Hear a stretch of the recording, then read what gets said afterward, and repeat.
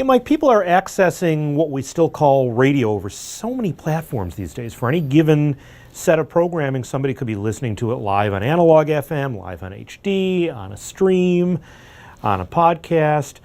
How do you manage some of these issues when people have different expectations still of how loud something should be? What advice do you give? Oh boy, do you have about 3 hours? Yeah, okay. Here's the whole loudness thing. In a nutshell, yes, the expectation on radios is going to be loud. You go into a major market, all the stations are maximizing their investment in audio processing.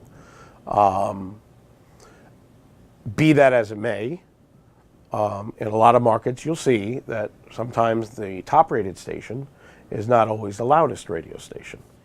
What do you expect listeners to be able to tolerate in terms of some of the fatigue that you get from some of these really highly processed formats? That's actually almost on a case-by-case basis.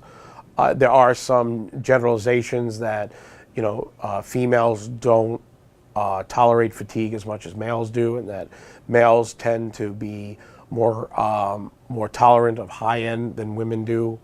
I always thought that most people want to hear something that is not fatiguing and overstressed. That something that's not loud just for the sake of being loud.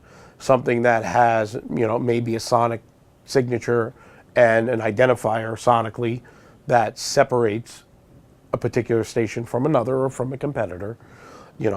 Sometimes it's cool to have nice low bass to show it off, but at the end of the day, what you're really trading out for loudness is a lot of clarity. There's only so far you can go into maintaining details of the bass and highs and being loud at the same time. With modern audio processing like the Errors and the FM55 and 25 and the AM55, that trade-off is more and more palatable than it's ever been in the past. So Mike, if I understand correctly, then basically with these modern processors, you're giving people a palette of tools to choose from so that they don't have to make as many compromises on some of these issues. Yeah, that's correct. The overall goal of modern processors is to increase clarity, reduce distortion at the same loudness level as previous processors. We obviously can't stop them from turning everything up a little bit more to increase loudness as well. But if you were to take a modern processor from today, like an Aurora X3, and compare it to our previous flagship, like the AP2000, for the same loudness level, there's far less distortion. So Mike, let's talk about support, because another one of the Wheatstone secret weapons here really is you. As we're talking right now, you're getting ready to take a trip soon to the Middle East to help a customer with their processing. Yes.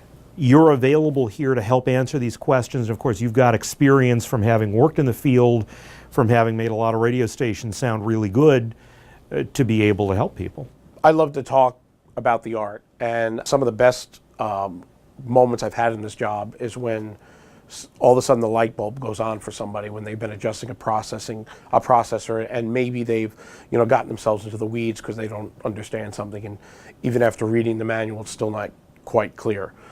We try to make documentation as clear as possible, but there just comes a time where somebody needs to really understand the theory behind it. And sometimes when you talk to somebody on the phone to solve a problem, all of a sudden you get that light bulb moment. It's like, oh, wow.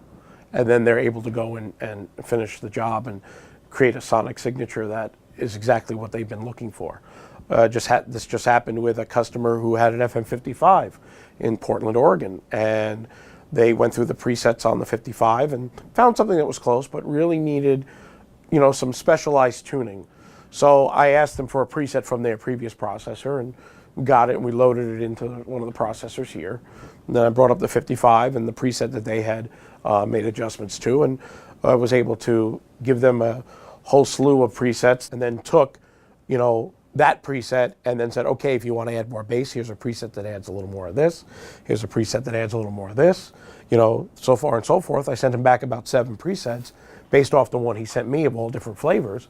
And he settled on like the 4th or 5th one that I sent. And, he was extremely happy and really had a processor and a sound on the air that was unique for him. And he has other presets now at his disposal that are similar to that he can use if he needs to change or react to market differences, or he could just call us up if he wants something entirely different. That's what we're here for.